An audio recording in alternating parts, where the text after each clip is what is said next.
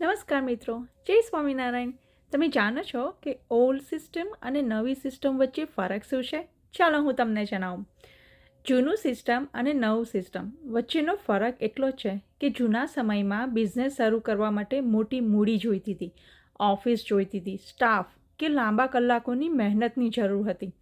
કામ પણ માત્ર એક શહેર કે વિસ્તાર સુધી મર્યાદિત રહેતું. ઘણા લોકો મહેનત તો ખૂબ કરતા, પરંતુ સમયની આઝાદી અને સાચી વૃદ્ધિ નહોતી મળતી. પણ આજનો સમય બદલાઈ ગયો છે. ડિજિટલ સિસ્ટમે બિઝનેસ કરવાની રીત જ બદલી નાખી છે.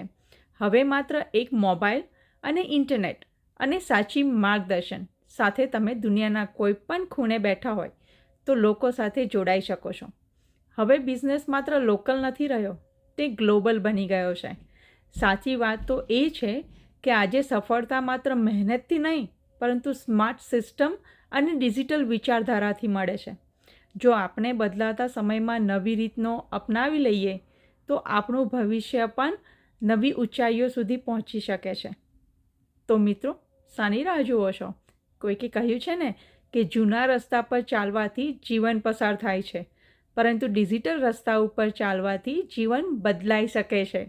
તો રાહ ના જોશો, આજે જ તમારું જીવન બદલવા માટે એક સ્ટેપ લો.